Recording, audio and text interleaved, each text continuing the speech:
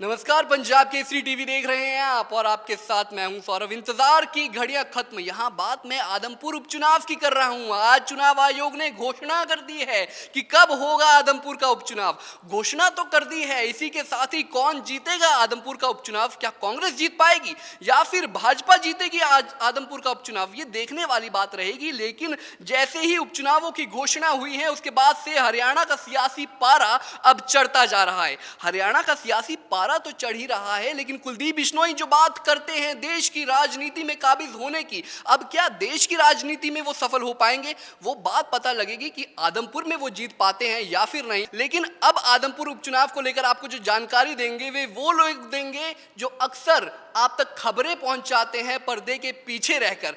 सुभाष जी, बहुत बहुत स्वागत है आपका। आदमपुर उपचुनाव को कैसे देखते हैं आप? सौरभ जी, इस बार ना आदमपुर का चुनाव ना बड़ा रोचक होने वाला है जी।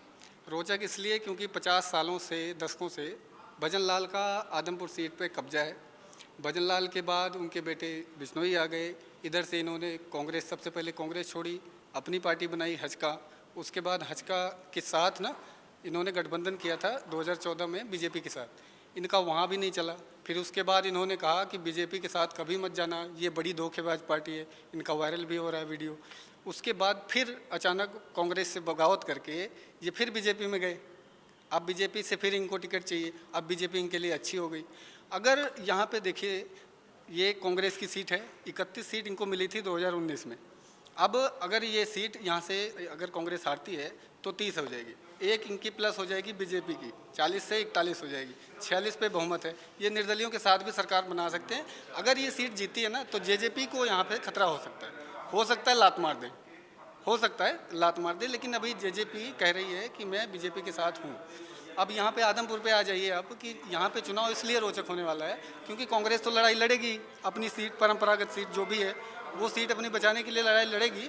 लेकिन इसमें आम आदमी पार्टी ना सबसे बड़ा ना डेंट मार रही है कांग्रेस को, क्योंकि जहाँ भी आज तक देखिए, इतिहास देखिए, आम आदमी पार्टी वहीं ना ग्रो कर पाई है, ग्रो वो बड़ी है, सरकार सत्ता में आई है, कांग्रेस को ख़त्म करके ही आई है। यहाँ पे भी आदमपुर में भी अगर आम आदमी पार्टी किसी को भी ना नुकसान पहुँचाएगी तो वो कांग्रेस को पहुँचाएगी, और जीतना उसको नहीं।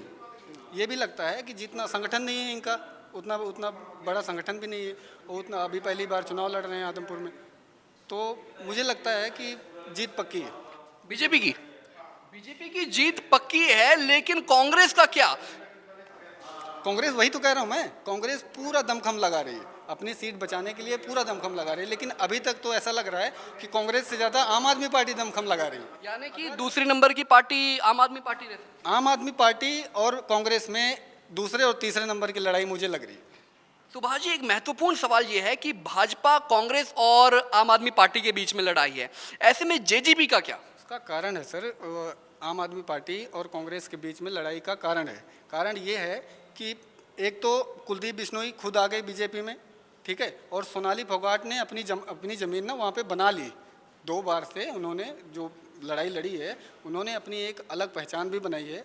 उनके काडर भी हैं, उनके समर्थक भी हैं, ये सारे बीजेपी के समर्थक हैं, इस समय बीजेपी के साथ ही होंगे। ये जो रुपेश ढाका कह रहे हो ना आप, सोनाली फोगाट की बहन, ये कुछ नहीं होने वाला, ये सिर्फ अभी ना माहौल बनाने वाली बात है। ये आप मुझे नहीं लगता कि बीजेपी इनको साइड लाइन से उतारेगी या अंदर खाते उतारेगी, वो अपना नुकसान नहीं करना चाहेगी। आरती भी सहमति जता रही है। आरती जी देखिए, सर ने कहा कि रुपेश जो सोनाली जी की बहन है, हालांकि अभी तक वो तय नहीं हुआ है कि वो किसी पार्टी को ज्वाइन करेंगे या फिर निर्दलीय वो चुनाव लड़ेंगे। लेकिन हो सकता है कि जिस तरह से सोनाली फोगाट की जो चीज़ें हैं उन्हें सौंपी गई हैं, विरासत सौंपी गई है उन्हें, तो देख सकते हैं कि क्या कुछ होने वाला है आगे। अभी काफ़ी 1 महीने का वक्त है, तो कई चीज़ें होंगी। अभी जनसभा होगी जिसमें बताया जाएगा कि क्या सोनाली फोगाट की जो बहन है वो सच में ही चुनाव में लड़ेंगी या फिर सिर्फ एक। यहाँ पर एक महत्वपूर्ण सवाल है कि क्या सोनाली फोगाट की बहन निर्दलीय भी चुनाव लड़ सकती है? सुभाष जी, गौरव, इसके बाद में आपके पास। राजनीति तो संभावनाओं का ही खेल है, संभावनाओं और परिस्थितियों का खेल है। परिस्थितियां जैसे जैसे बदलती जाती हैं, राजनीति अपने कदम बढ़ाती जाती है। अभी तो कुछ नहीं कहा जा सकता, लेकिन फिलहाल देखते हैं, हो भी सकता है। कहीं सोनाली फोगाट की बहन बीजेपी की मुसीबत ना बढ़ा दे, गौरव? नहीं सौरभ, मैंने पहले भी आपको कहा कि सोनाली फोगाट की बहन, क्योंकि राजनीति से उनका कोई नाता नहीं रहा अब तक। सोनाली फोगाट हालांकि एक बड़ा नाम थी, कई सालों तक वो एक्टिव रही, उसके बावजूद 2019 में सोनाली को भी हार का मुंह देखना पड़ा। तो अब ऐसे में सौरभ ये बेहद मुश्किल है कहीं ना कहीं कि उनकी जो बहन है रुपेश जो है, अगर वो मैदान में उतरती है तो वो भाजपा को टक्कर दे पाए या कांग्रेस को टक्कर दे पाए। हालांकि मान सकते हैं कि कुछ जो सोनाली के चाहने वाले हैं, कहीं ना कहीं उनके जो कार्यकर्ता हैं वो भले ही वोट उन्हें दे सकते हैं, लेकिन एक बड़ा खतरा वो किसी पार्टी के लिए नहीं। सबसे बड़ा सवाल मेरा गौरव ये है कि आदमपुर उपचुनाव की घोषणा तो हो गई है, क्या कुलदीप बिश्नोई आसानी से ये चुनाव जीत पाएंगे? देखिए सौरभ, हिसार में 7 सीटें हैं, 7 विधानसभा सीटें हैं और सबसे ज़्यादा महत्वपूर्ण जो सीट है वो आदमपुर की सीट ही है। और कई खास मायने भी हैं इसे लेकर, क्योंकि कहीं ना कहीं इसे बिश्नोई परिवार जो है उसका गढ़ कहा जाता है, एक हॉट सीट भी कही जाती है। और इस बार जो सिचुएशन है, जो कहीं ना कहीं जो स्थितियां हैं वो काफ़ी बदली भी हैं, तो लोगों की जो नज़र है वो कहीं ना कहीं आदमपुर उपचुनाव पर टिक चुकी है। क्योंकि भजन लाल, पूर्व मुख्यमंत्री हरियाणा के और कुलदीप बिश्नोई के पिता, उन्होंने अपनी राजनीति की शुरुआत भी यहीं से की, यहां से वो विधायक बने। उसके बाद लगातार 13 साल तक वो मुख्यमंत्री रहे हरियाणा के। उसके बाद कुलदीप बिश्नोई भी 4 बार यहां से विधायक रह चुके हैं। तो कहीं ना कहीं अपने आप में बेहद महत्वपूर्ण सीट, लेकिन अभी फिलहाल ये कह पाना बेहद कहीं ना कहीं मुश्किल होगा कि आखिर कुलदीप बिश्नोई के लिए इस साल जो कहीं ना कहीं उपचुनाव की जो राह है वो आसान रहेगी या फिर कहीं ना कहीं मुश्किल रहेगी। समय लगेगा, 1 महीने का समय अभी है चुनाव में, लेकिन इस 1 महीने में कई ऐसे आप कह सकते हैं कि बड़ी बातें, जो बड़े कहीं ना कहीं पॉलिटिकल रैलियां आप कह सकते हैं देखने को सामने आएंगी। उसके बाद ही कहीं ना कहीं इस बात का अंदाजा लग पाएगा। सौरभ, गौरव तो अभी तक ये कह रहे हैं आरती की स्थिति साफ नहीं है, हार भी सकते हैं जीत भी सकते हैं, लेकिन आपका क्या मानना है? आपको क्या लगता है कि एक तरफा है? नहीं, एक तरफा तो नहीं होगा। देखिए जिस तरह से अभी सियासी गलियारों में आदमपुर जो नाम है वो काफ़ी चर्चा में, जिसको भी सुनेंगे आप सबकी ज़ुबान पे आदमपुर आदमपुर आदमपुर, मतलब लोग वेट कर रहे हैं कि कब आदमपुर में उपचुनाव होगा और असली जो एक कह सकते चेहरा है वो सामने निकल कर आएगा। क्योंकि देखिए, रही बात कुलदीप बिश्नोई की, हालांकि कुलदीप बिश्नोई परिवार का गढ़ है आदमपुर, लेकिन अभी अगर बात करें जो अभी आज 1 महीने के आसपास या फिर 2 महीने के आसपास जो चीज़ें हो रही हैं वो काफ़ी चुनौती लेकर आई हैं कुलदीप बिश्नोई के लिए। क्योंकि एक तो आपको पता है कि भाजपा नेत्री सोनाली फोगाट का जिस तरह से उनकी मौत हुई, उसके बाद किस तरह से जो कह सकते हैं कि सियासी जो गलियारों में जो चर्चा थी आदमपुर की वो थोड़ी डाउन हुई थी, लेकिन अब वापस से आज जिस तरह से डेट सामने आ गई है तो फिर वापस से हाई हो चुका है। और इन्होंने बताया कि 1 महीना है और 1 महीने के अंदर पता नहीं क्या क्या चीज़ें आएंगी, रैलियाँ होंगी, चाहे वो बीजेपी हो, चाहे कांग्रेस हो, चाहे फिर वो आम आदमी पार्टी हो। और इसमें देखना ये होगा कि किस तरह से आम आदमी पार्टी भी कहीं ना कहीं यहाँ पर आदमपुर सीट पर अपना कब्जा जमाने की कोशिश करेगी और काफ़ी दिलचस्प होने वाला है, हम कह सकते हैं। त्रिकोणीय मुकाबला संभव है। अगर देखा जाए तो कांग्रेस और बीजेपी ही नहीं बल्कि आम आदमी पार्टी भी आदमपुर के उपचुनाव वाले हवन में आहुति डालेगी। अब उसे फल मिलता है या नहीं ये तो पता नहीं, लेकिन गौरव सबसे बड़ा सवाल यह है कि आदमपुर में इस बारी कुलदीप बिश्नोई की राह आसान नहीं होने वाली है। अब तक कांग्रेस से चुनाव लड़ते आए हैं, लेकिन अब बीजेपी से चुनाव लड़ेंगे।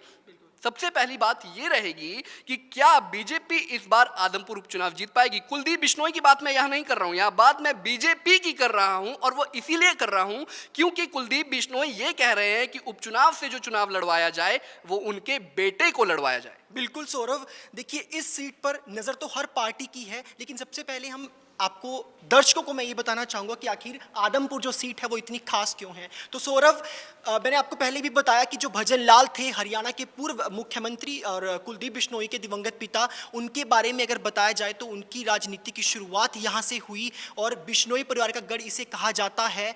बड़े बड़े दिग्गज कहीं ना कहीं इस आदमपुर के चुनावी मैदान में उतरे, लेकिन हार का सामना उन्हें करना पड़ा। चाहे वो चौधरी देवीलाल की बात आप कर लीजिए, चाहे बंसीलाल की आप बात कर लीजिए, पूर्व मुख्यमंत्री भी कहीं ना कहीं आदमपुर के रण में बिश्नोई परिवार को टक्कर नहीं दे पाए, उनसे जीत नहीं पाए। तो वैसे में कहीं ना कहीं कुलदीप बिश्नोई के लिए आप कह सकते हैं कि एक अपर हैंड जरूर है, लेकिन अब चूंकि कांग्रेस से वो बीजेपी में चले गए हैं, अब वो बीजेपी के हो चुके हैं, तो अब कहीं ना कहीं उनके लिए जो समीकरण है वो काफी बदल चुके हैं। और जैसा कि आपने कहा कि अब उनके बेटे को आगे किया जा रहा है बीजेपी की ओर से, और आज जैसे ही चुनाव की घोषणा हुई तो शिक्षा मंत्री ने भी एक बयान दिया, उन्होंने साफ कहा कि कुलदीप बिश्नोई के आने से कहीं ना कहीं अब बीजेपी की जो जीतने के चांस हैं, जो कहीं ना कहीं संभावनाएं हैं वो दृढ़ हो गई हैं, वो कहीं ना कहीं मजबूत हो गई हैं और अब बीजेपी इस आदमपुर उपचुनाव को कुलदीप बिश्नोई के सहारे कहीं ना कहीं चाहती है कि जीता जाए और कहीं ना कहीं एक जो पार्टी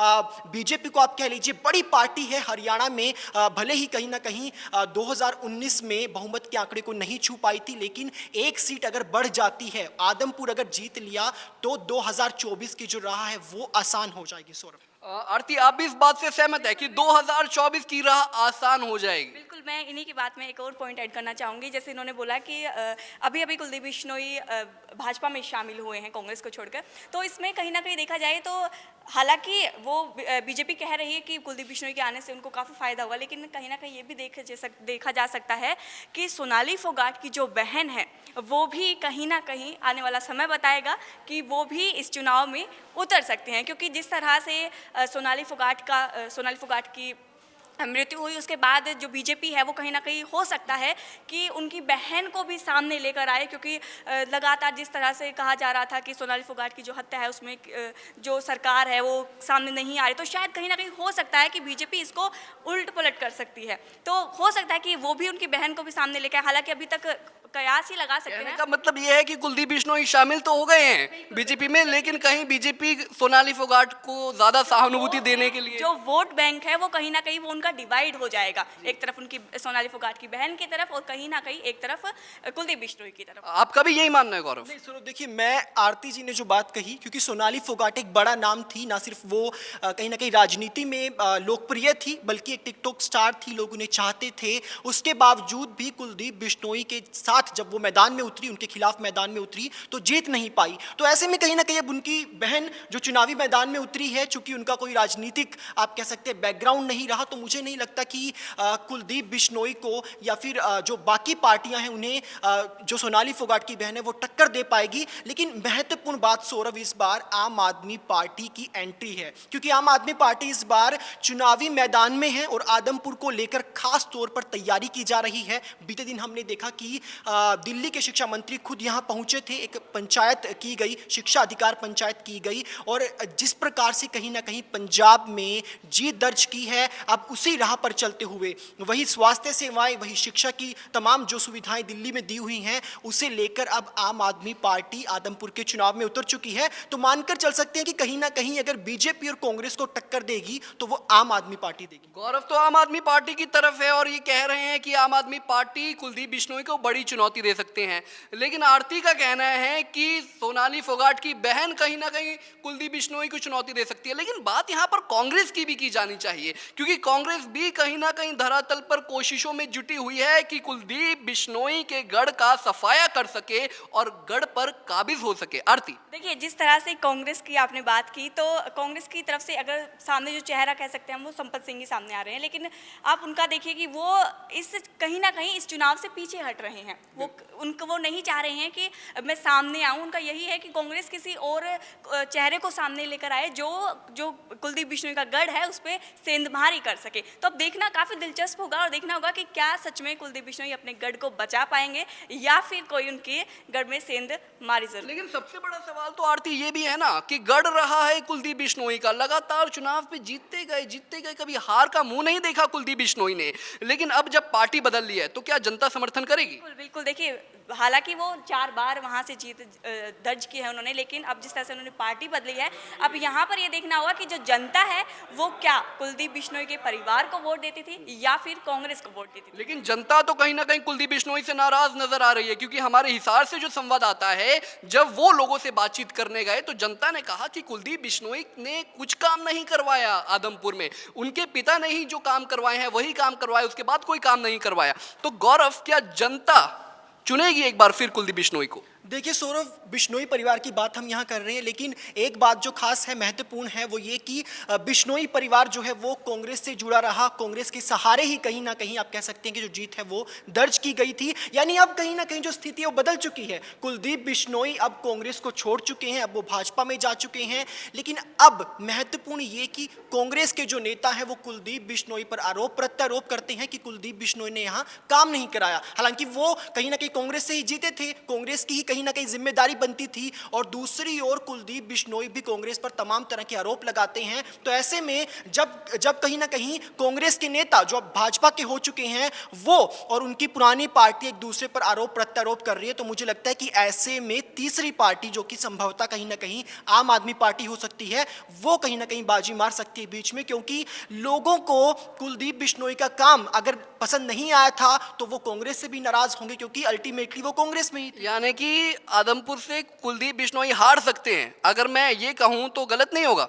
बहुत जल्दी है सौरभ ये कहना कि हार सकते हैं जीत सकते हैं, क्योंकि अभी 1 महीने का समय मैं मानता हूं कि है। उसके बीच में लोगों का मन बदलता है, क्या रैली होती है, किस तरह की पब्लिक गैदरिंग की जाती है, क्या भाजपा की ओर से किसी बड़े नेता को, किसी बड़े मंत्री को मैदान में उतारा जाता है। तो कहीं ना कहीं अभी सिनेरियो बदलेगा, स्थितियां बदलेंगी, उसके बाद ही आप कह सकते हैं कि क्या होगा। लेकिन इतना जरूर है कि कुलदीप बिश्नोई का कहीं ना कहीं गढ़ जो कहा जाता है आदमपुर, वहां से अब वो कहीं ना कहीं ढीले नजर आ रहे हैं सौरभ। ढीले नजर आ रहे हैं, लेकिन बीजेपी ढीली नहीं है रैलियां कराने में। अगर आप बैकग्राउंड पे बीजेपी की नजर डालें, और खासकर जब चुनाव होते हैं तो एक के बाद एक धमाकेदार रैलियां होती हैं बीजेपी की तरफ से। बीजेपी की रैलियों को आप अक्सर टीवी पर देखते होंगे। खुद प्रधानमंत्री नरेंद्र मोदी, गृह मंत्री अमित शाह, जेपी नड्डा जो कि बीजेपी के राष्ट्रीय अध्यक्ष हैं, वो खुद आते हैं प्रत्याशियों के लिए। लेकिन आरती, यहां पर कांग्रेस तो बिल्कुल पस्त पड़ती हुई नजर आ रही है, क्योंकि कांग्रेस छोड़कर गए हैं। तो ऐसे में एक बार फिर आदमपुर की जनता क्या कांग्रेस पे भरोसा करेगी?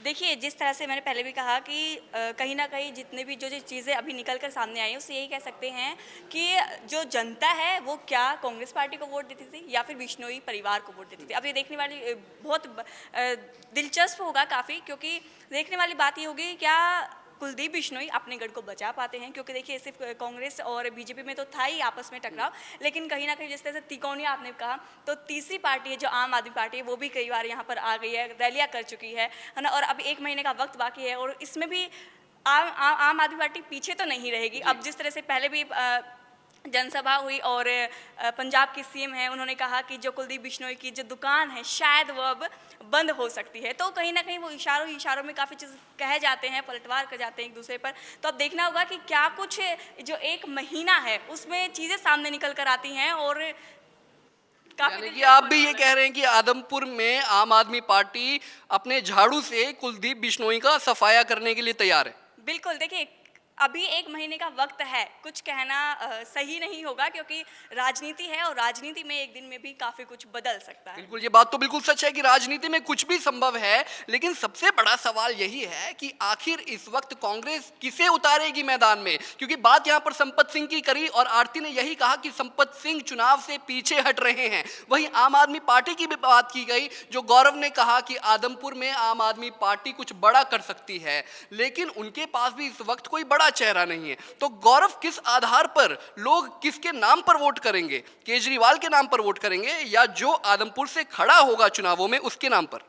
देखिए सौरभ, इसका सबसे बड़ा उदाहरण मैं पंजाब चुनाव से लूंगा, क्योंकि पंजाब चुनाव में आपने देखा कि राजनीति के बड़े बड़े जो धुरंधर थे अन्य पार्टियों के, उन्हें ऐसे लोगों ने हराया है। आम आदमी पार्टी के जो कहीं ना कहीं प्रत्याशी थे, जो बहुत ही आम थे, आम आदमी पार्टी नाम भी उनका ऐसा है और कहीं ना कहीं लोग भी ऐसे थे। और उसका सबसे बड़ा कारण रहा है अरविंद केजरीवाल का नाम। जिस प्रकार की कैंपेनिंग पंजाब में की गई, दिल्ली के तमाम जो काम थे वो गिनवाए गए। तो अब ऐसे में कहीं ना कहीं जिस प्रकार से शिक्षा की आप बात ले लीजिए, स्वास्थ्य की आप बात ले लीजिए, तो ये तमाम जो काम दिल्ली में दिल्ली सरकार के दावे हैं वो अब कहीं ना कहीं आदमपुर में आकर उसे लेकर चुनाव में आम आदमी पार्टी उतरी है। हालांकि ये बड़ी बात आपने कही कि कहीं ना कहीं बीजेपी के पास चेहरा है। कांग्रेस की तरफ से जो बिश्नोई कहीं ना कहीं भाजपा में शामिल हुए हैं, कुलदीप बिश्नोई एक चेहरा है बीजेपी के पास, या उनके बेटे भव्य बिश्नोई। लेकिन कांग्रेस की तरफ से या आम आदमी पार्टी की तरफ से अभी तक किसी भी चेहरे को मैदान में नहीं उतारा गया है। तो नामांकन होगा,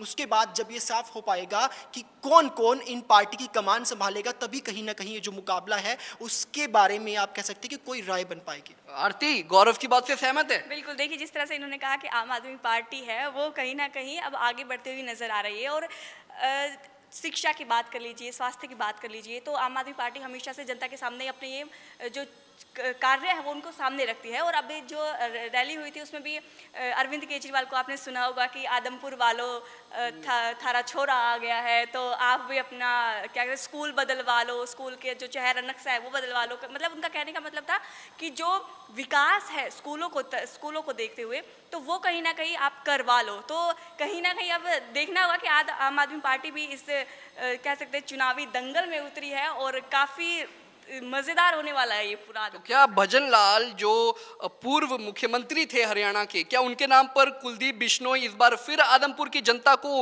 विश्वास दिला पाएंगे? देखिए, अगर कांग्रेस में रहते तो शायद हो सकता था, लेकिन अब जिस तरह से उन्होंने पार्टी बदली है तो चीज़ें हैं वो बदल गई हैं काफ़ी। क्योंकि अब वही मैं बार बार कह रही हूँ कि अब देखना होगा कि जनता कांग्रेस को वोट देती थी या फिर बिश्नोई परिवार को। गौरव, आपका क्या मानना है? बिल्कुल सही कहा आरती ने कि परिवार के नाम तो पर वही बात होगी ना कि आपस में सहमति है, लेकिन पहले आम आदमी पार्टी को लेकर सहमति नहीं थी, लेकिन डिबेट के आखिर तक जाते जाते आम आदमी पार्टी पर भी सहमति बन गई। नहीं देखिए सौरभ, जो इन्होंने बड़ी बात कही कि दरअसल भजन लाल का जो नाम था वो कांग्रेस के साथ जुड़ा हुआ था और भजन लाल के नाम पर ही कहीं ना कहीं वोट जो है वो बिश्नोई परिवार की ओर से मांगे गए और 4 बार कुलदीप बिश्नोई भी यहाँ से विधायक बने, 2 बार वो लोकसभा के सांसद भी रहे हैं।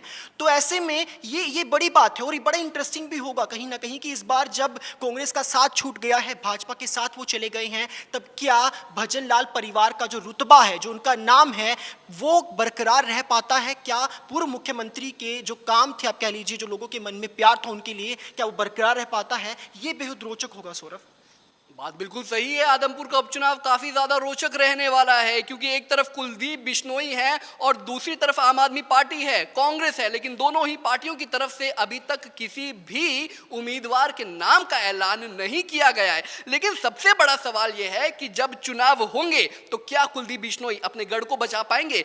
अगर कुलदीप बिश्नोई का बेटा यानी कि भव्य बिश्नोई चुनाव लड़ता है तो क्या वो जीत पाएगा? क्योंकि अब तक आदमपुर की जनता जो है वो वोट करती थी कुलदीप बिश्नोई के नाम पर, लेकिन भव्य बिश्नोई एक बार चुनाव लोकसभा का हार चुके हैं। लेकिन सबसे बड़ा सवाल जो आखिर में होता है वो ये होता है कि क्या कांग्रेस कुलदीप बिश्नोई का जवाब दे पाएगी?